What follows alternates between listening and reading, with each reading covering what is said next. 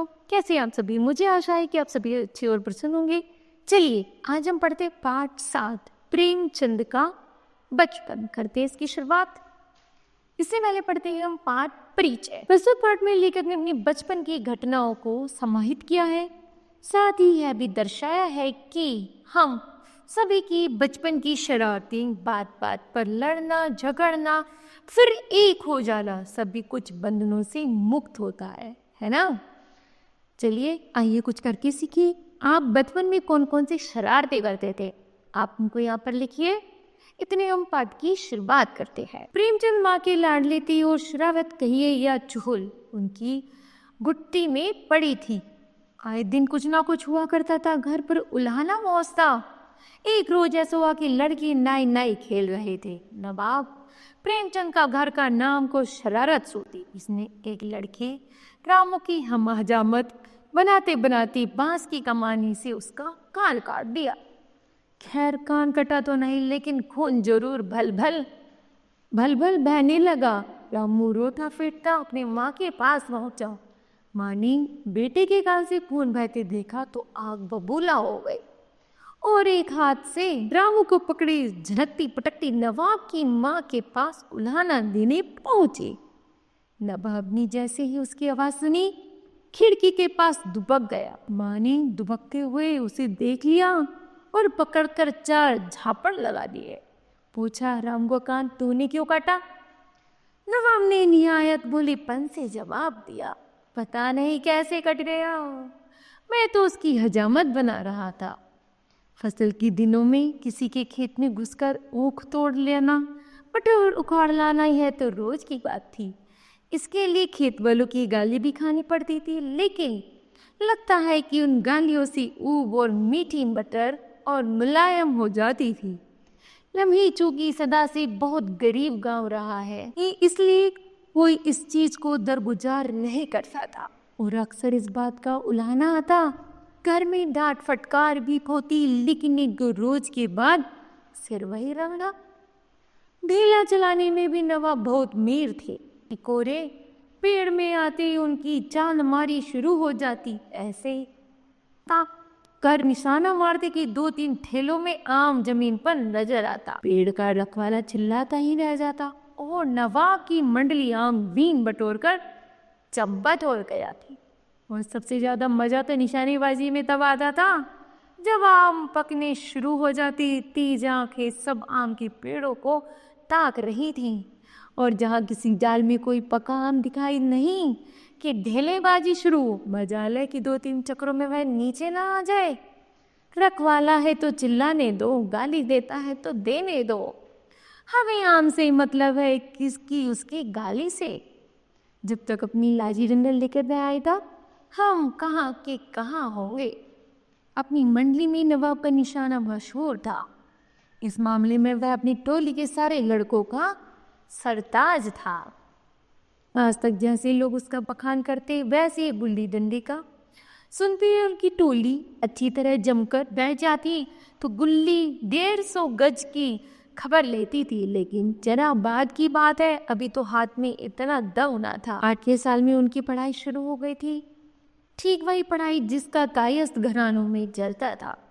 उर्दू फारसी लमी में मील सवा मील की दूरी पर एक गांव है लालपुर। वहीं एक मौलाना साहब रहते थे जो पेशे से दर्जी थे, लेकिन मदरसा भी लगाते थे।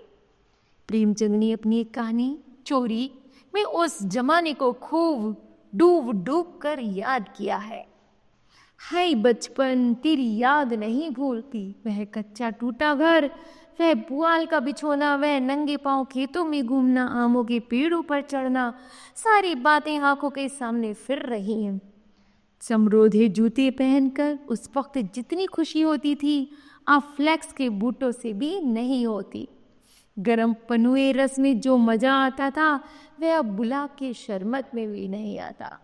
चबेने और कच्चे बेरों में जो रस था, वह अंगूर और खीर मोहन में भी नहीं मिलता। मैं अपने चचेरे भाई हलधर, असली नाम बलभद्र, के साथ दूसरे गांव में एक मौलवी साहब के यहाँ पढ़ने जाया करता था। मेरी उम्र 8 साल थी। हलधर मुझसे 2 साल जेठे थे। हम दोनों प्रातःकाल बासी रोटियां खा दोपहर के लिए मटर और जौ का चबेना लेकर चल देते थे।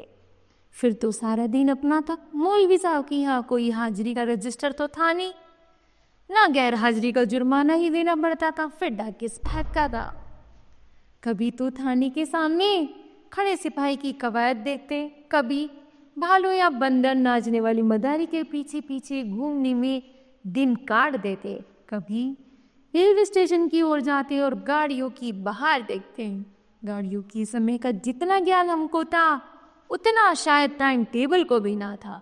रास्ते में शहर के एक महाजन ने एक बाग बनना शुरू किया था। वह एक कुआं खुद रहा था। वह भी हमारे लिए दिलचस्प तमाशा था। बूढ़ा माली अपनी झोपड़ी में बड़े प्रेम से बैठता था। हम उससे झगड़ झगड़ कर उसका काम करते। कहीं बाल्टी लिए पौधों को सींच रहे हैं, कहीं खुर्ची से क्यारियों को कोड़ रहे हैं, कहीं कैंची से बेलों की पत्तियों को छांट रहे हैं। उन कामों में कितना आनंद आता था। माली बाल प्रकृति का पंडित था, हमसे काम लेता, पर इस तरह मानो हमारे ऊपर कोई एहसान कर रहा है। जितना काम वह दिन भर में करता हम घंटे में निपटा देते।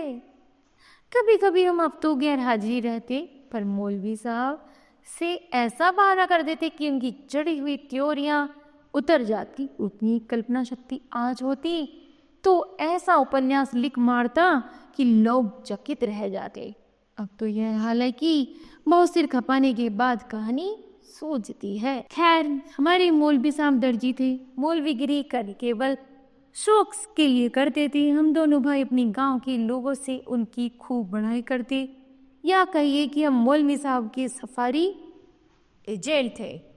हमारे उद्योग से जब मौलवी साहब को कुछ मिल जाता तो हम फूले नहीं समाते। जिस दिन कोई अच्छा बहाना सोचता, मौलवी साहब के लिए कोई ना कोई सौगात लेके जाते।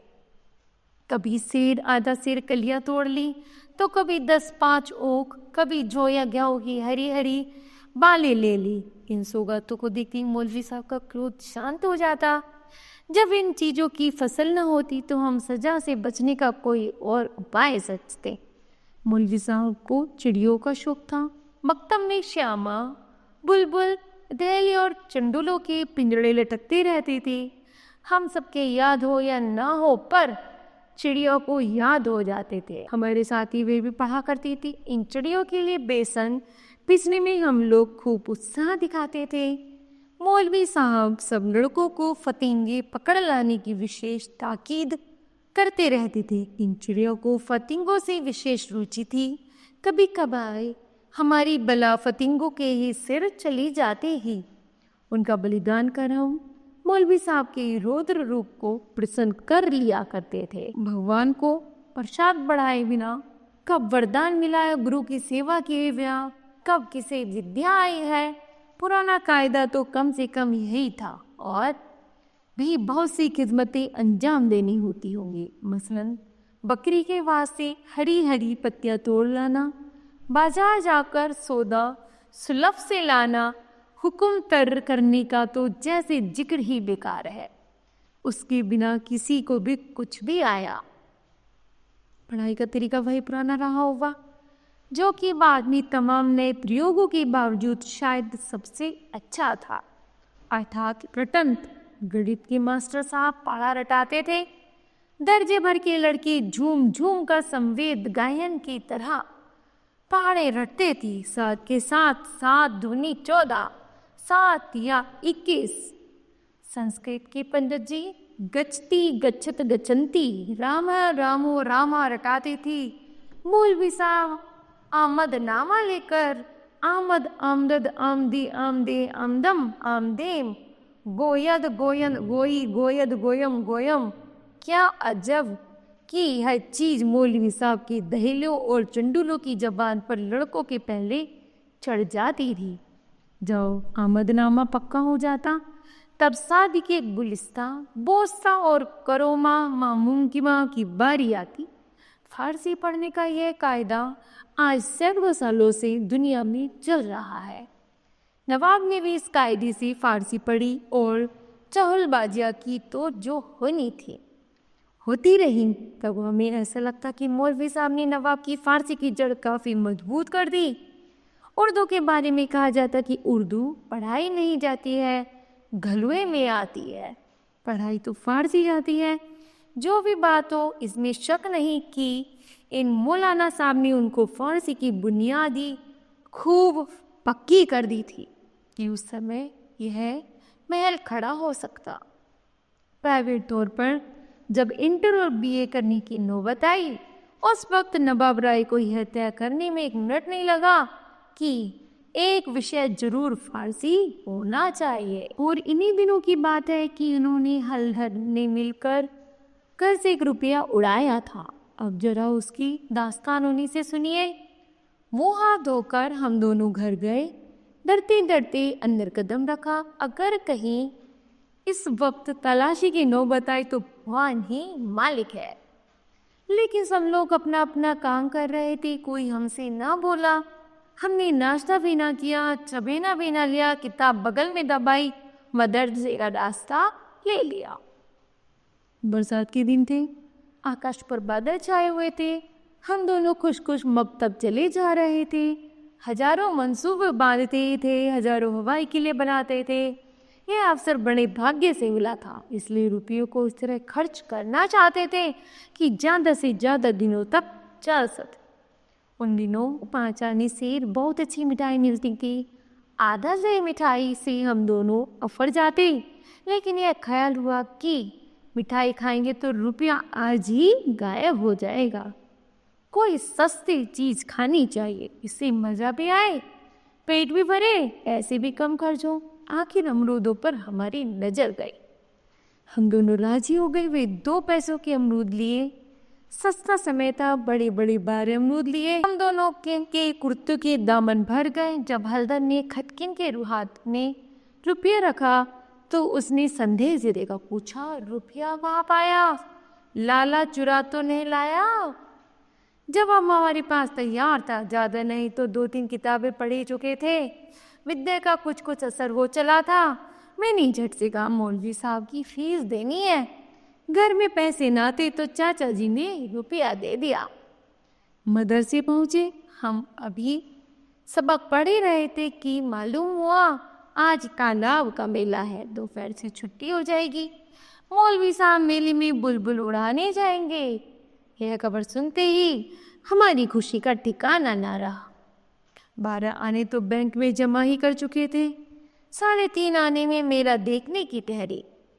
खूब बाहर रहेंगे, मजे से रेवड़ियाँ खाएंगे, गोलगप्पे उड़ाएंगे, झूले पर चढ़ेंगे और शाम को घर पहुँचे हैं। लेकिन मौलवी साहब ने कड़ी शर्त यह लगा दी कि सब लड़के छुट्टी से पहले अपना अपना सबक सुना दें।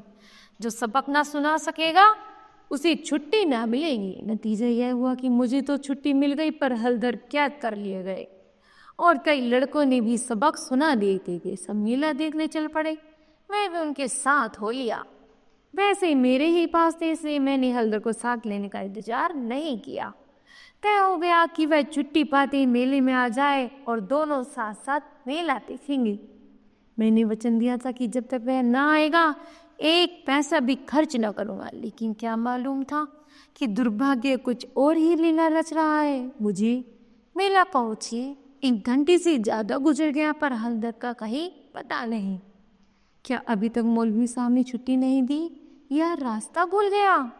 आंखें फाड़ फाड़ कर सड़क की ओर देखता रहा। अकेले मेला देखने में भी जी नहीं लगता था।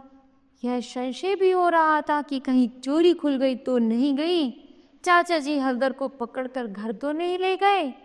आखिर जब शाम हो गई तो मैंने कुछ रेवड़ियाँ खाई और हलधर के हिस्से के पैसे जेब में रखकर धीरे धीरे चल दिया।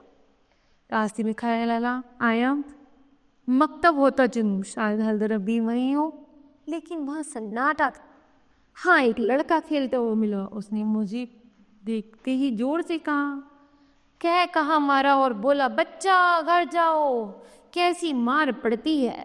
तुम्हारे चाचा आए थे, हलधर को मारते मारते ले गए हैं। अजी ऐसा तान कर घोसा मारा कि मियाँ हलधर मुंह के बल गिर पड़े। यहाँ से घसीटते हुए ले गए।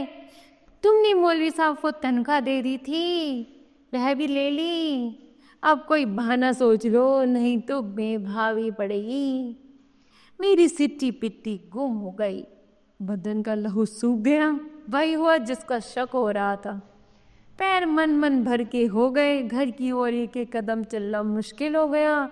देवी देवताओं के जितने इनाम आते सबकी मन्नतें मांग ली। किसी को लड्डू, किसी को पेड़ी, किसी को बताशे। गांव के पास पहुंचा तो गांव की धी का सुमरन किया, क्योंकि अपनी हल्की में धी की ही इच्छा प्रधान होती है।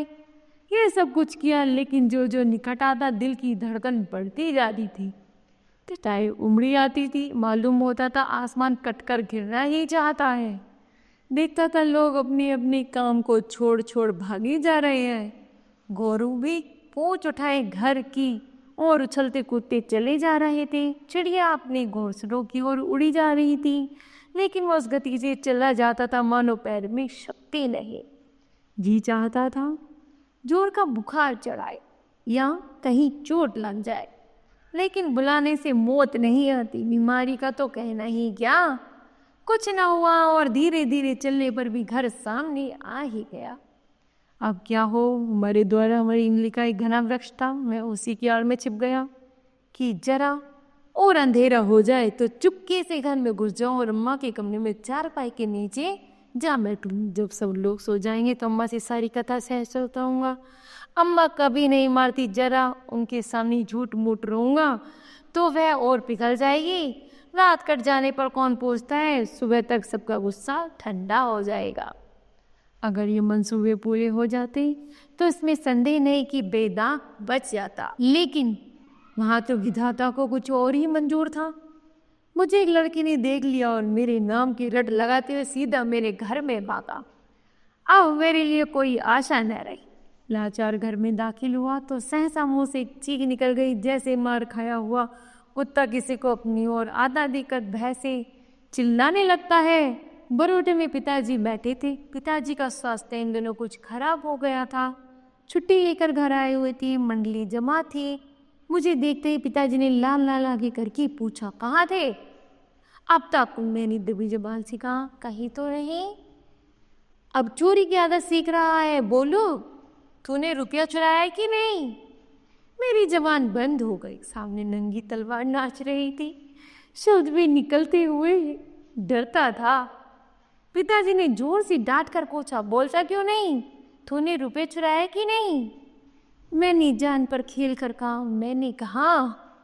मुंह से बुरी बात भी न निकल पाई कि पिताजी की विकराल रूप धारण किए। दांत पीसे झटपट उठे और हाथ उठाए मेरी ओर चले। मैं जोर से चिल्लाकर रोने लगा। ऐसा चिल्लाया कि पिताजी भी सहम थे। उनका हाथ उठा ही रह गया। शायद समझे कि जब अभी से इसका यह हाल है तब तमाचा पड़ेगा तो कहीं इसकी जान न निकल पड़े। मैंने जो देखा कि मेरी हिम्मत काम कर गई तो और भी गला फाड़ फाड़ कर रोने लगा। इतने में मंडली के 2-3 आदमियों ने पिताजी को पकड़ लिया और मेरी ओर इशारा किया कि भाग जा। बच्चे बहुधम इन मौके पर और मैं मचल जाते हैं और मार खा जाते हैं। मैंने बुद्धिमानी से काम लिया, लेकिन अंदर का दृश्य ऐसे कहीं भयंकर था। मेरा तो खून सर हो गया। हालत के दोनों हाथ एक खंबे से बंधे थे। सारी देह धूल धुसारित हो रही थी और वह अभी तक सिसक रहे थे। शायद वह आंगन भर में लौटे थे। ऐसा मालूम हुआ कि सारा आंगन उनके आंसुओं से भीग गया है। चाची हल्दर को डांट रही थी। अम्मा बैठी मसाला पीस रही थी। सबसे पहले मुझ पर चाची की निगाह पड़ी। बोली, लो आ गया। क्यों रे, रुपया तूने चुराया था? किसने?